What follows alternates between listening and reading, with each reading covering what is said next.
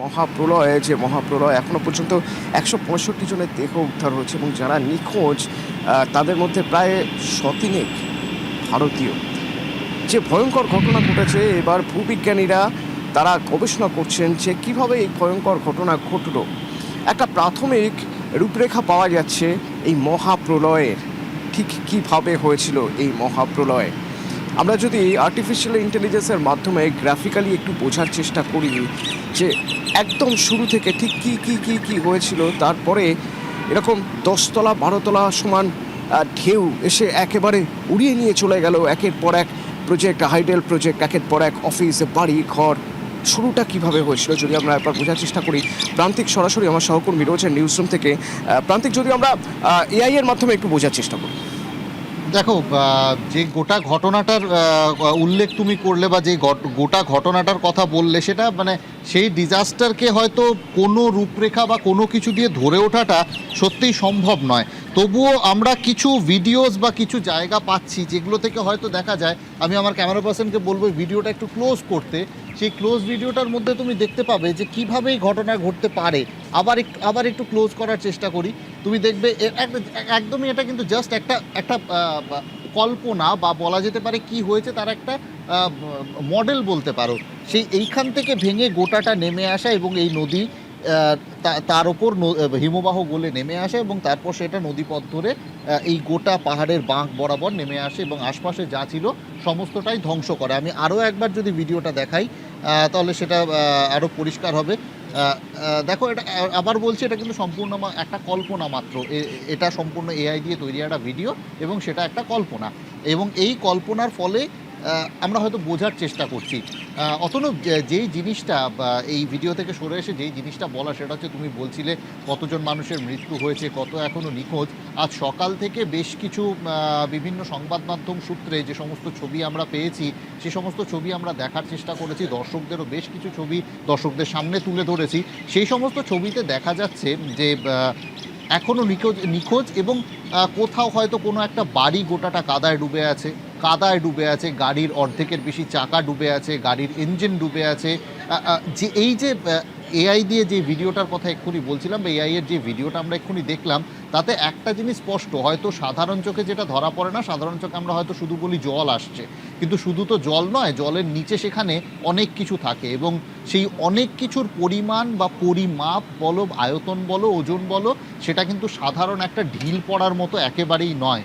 গোটা পাহাড় ভেঙে আসে এই জলের সঙ্গে এবং তার ফল কি হতে পারে, কাদা, পাথর, বালি, সমস্ত কিছু মিলে। সেটাই হয়তো এই যে আফটার মাথের যে সমস্ত ছবিগুলো আমরা সামনে পাচ্ছি, সেই সমস্ত ছবিগুলোই হয়তো বলে দিচ্ছে যে গোটা অবস্থাটা কিভাবে সৃষ্টি হয়েছে এবং তার ফলে যেই সংখ্যাগুলো এখনো পর্যন্ত আমরা পাচ্ছি, হয়তো বুকে পাথর রেখেই বলতে হয় যে এই সংখ্যা কিন্তু আরও বাড়বে।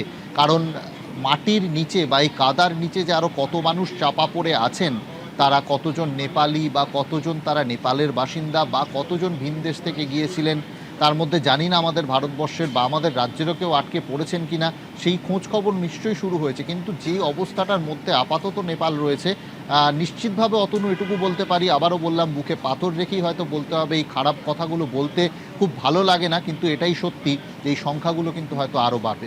অতনু, আসলে প্রান্তিক প্রলয় যখন আসে তখন প্রলয় দেশকালের বেড়াজাল, এইসব সীমান্ত এসব দেখে না। তিব্বতেও বহু ক্ষয়ক্ষতি হয়েছে, নেপালেও হয়েছে। আর নেপালে যারা গিয়েছিলেন, যারা সেখান থেকে কৈলাস যেতে চাইছিলেন, তারাও অনেকে নিখোঁজ। তাদের মধ্যে অনেকে ভারতীয় রয়েছেন, দক্ষিণ ভারত থেকে অনেকে রয়েছেন, আমাদের রাজ্যের অনেকে রয়েছেন, আর স্থানীয়রা তো রয়েছেন।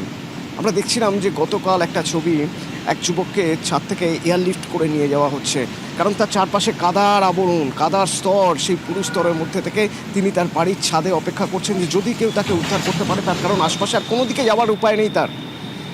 আজ আপনাদের দেখাবো হাসপাতালে শুয়ে একজন, তিনি বলছেন যে কি অবস্থার মধ্যে থেকেছেন। তার স্ত্রী ওই কাদা জলের মধ্যে, কাদার যে স্রোত তার মধ্যে ভেসে গিয়েছেন, তার মধ্যে থেকে তিনি বেঁচে গিয়েছেন। কীভাবে বেঁচেছেন, কি ভয়ঙ্কর ছিল সেই সময়, শুনুন। कि माहलो छतमा पनि आइपुग्यो। अब लड्दै भन्दै अनि 1 घन्टापछि अलिक घटेर गयो। बुढी पुरिहाल्यो, त्यहाँ अझै त्यो घरको छतसम्म पुरिहाल्यो। बुढी पुरिहाल्यो। हामी चाहिँ छतमा बस्दा 4-5 घन्टापछि त्यो राहत गर्ने हेलिप्याड गएर हाम्रो त्यहाँबाट उद्धार गरे।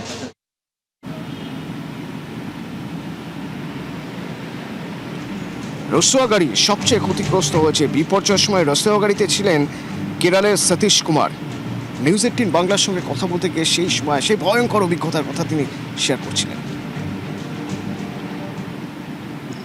हम लोग काठमांडू से पोखरा के लिए जा रहा था, तो जहाँ पे इंसिडेंट हुआ है वहाँ पे हम लोगों को आधा किलोमीटर दूर के अंदर में हुआ था। यहाँ से जो लाइव में हम लोग देखा है कि जो हमें ब्रिज जो आ रहा, जो हमारे सामने में दिखा है कि मतलब ब्रिज पानी में निकल रहा, मतलब देखते देखते पानी ऊपर आ गया और एक छोटा सा गाँव था, वो छोटे से गाँव का एक साइड पूरा गया। अच्छा। और एक ब्रिज था, वो ब्रिज भी गया उसके साथ। इतना टीवी में, क्योंकि आपको आजकल पता है कि केरला में कैसे सिचुएशन है वायनाड वारा में, लेकिन पहली बार हम लोग देख रहे हैं कि ऐसा हमारे सामने से जो है मतलब बाढ़ आकर के ब्रिज और गांव का जो घर है वो सब लोग जो वहाँ पे खड़े थे, वो जब पानी फोर्स से आ रहा वो सब पीछे भाग आया। রসুয়া জেলার তিমুরা সাবরুবেসি সবচেয়ে বেশি ক্ষতিগ্রস্ত হয়েছে, মানে একেবারে জলখাতার তলায় চলে গিয়েছে বলা যেতে পারে। 40টির উপর ব্রিজ ভেঙেছে, হ্যাঁ, 15টি জলবিদ্যুৎ কেন্দ্র, 15টি একেবারে শেষ হয়ে গিয়েছে। আর মানুষ নিখোঁজ, গ্রামের পর গ্রাম মানুষ নিখোঁজ, তাদের কোনো খোঁজ পাওয়া যাচ্ছে না। তো এই এলাকায় অর্থাৎ এই সাবরুবেসিতে এখনো পর্যন্ত পৌঁছতে গেলে যথেষ্ট বেগ পেতে হচ্ছে, পৌঁছানোই যাচ্ছে না। আমরা চেষ্টা করছিলাম যে যতটা কাছে যাওয়া সম্ভব, একদম গ্রাউন্ড জিরো সেখান থেকে কি অবস্থা হয়ে আছে দেখার জন্য। আমার সহকর্মী অরুণিমা সেখান থেকে একটা রিপোর্ট পাঠিয়েছেন।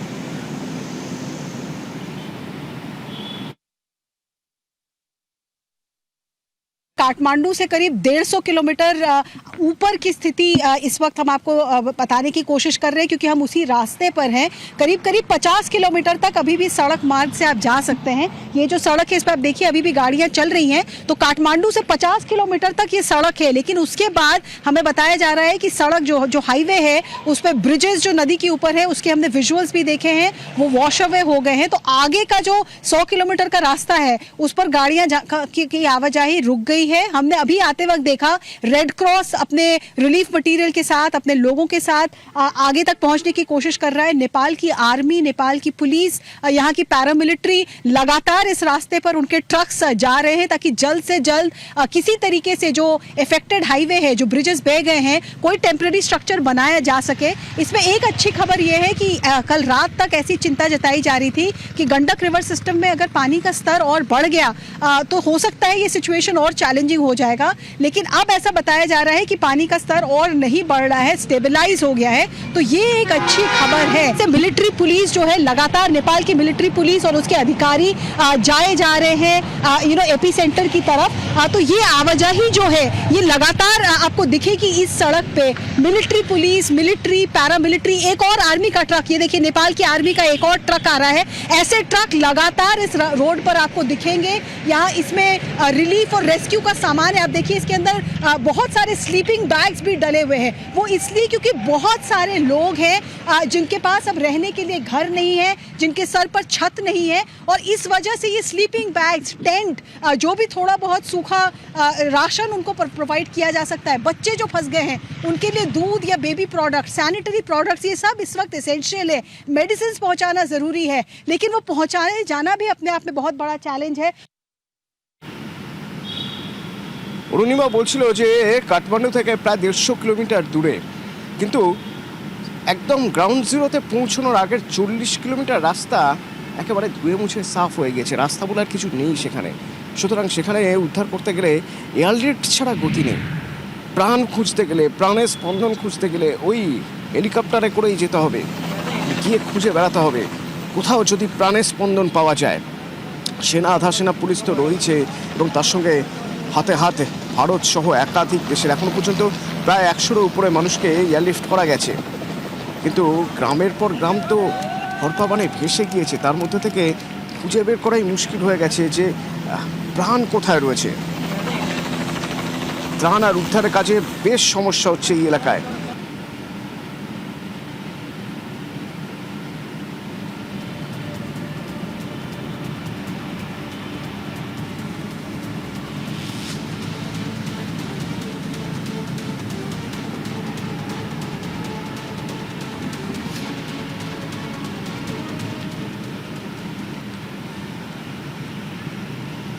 নেপালের খুবই খারাপ দিন, খুব খারাপ সময়। এই অসময়ে বন্ধুই তো পাশে থাকবে।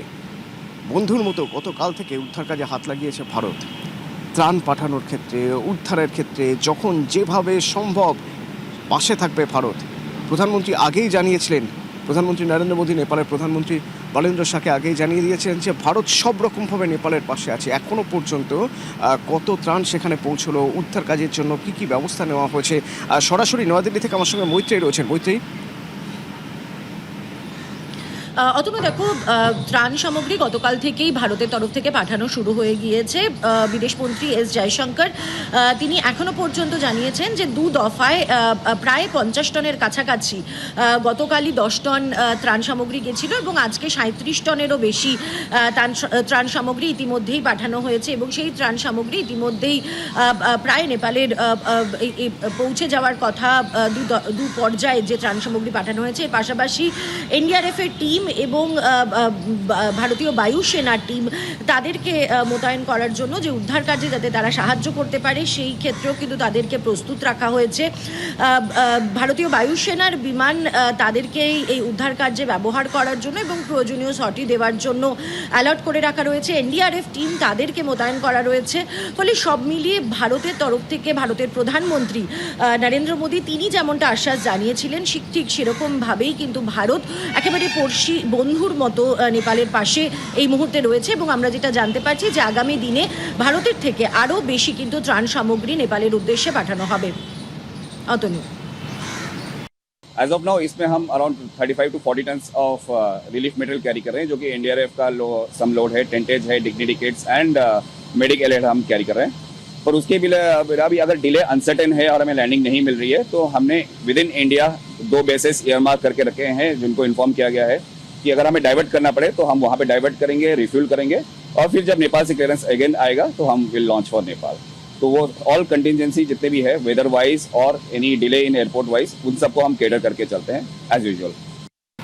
আপনাদের বলছিলাম গতকালই নেপালের প্রধানমন্ত্রী বলেন্দ্র শাহর সঙ্গে কথা বলেছেন প্রধানমন্ত্রী নরেন্দ্র মোদী এবং জানিয়েছেন যে বন্ধুর বিপদে বন্ধু সবসময় পাশে থাকবে, যত রকমভাবে যেভাবে সাহায্য করা সম্ভব ভারত সাহায্য করবে। এবং গতকালই দেখলাম আমরা 10 টন ত্রাণ সেখানে পৌঁছানো হলো, আজ আরও 35 টন ত্রাণ। এবং শুধু তাই নয়, সেখানে ইন্ডিয়ান এয়ারফোর্স সেখানে রয়েছে। আমাদের যাবতীয় উদ্ধার করার জন্য যা যা প্রয়োজন, যেভাবে প্রয়োজন, ভারত সবসময় পাশে থাকবে।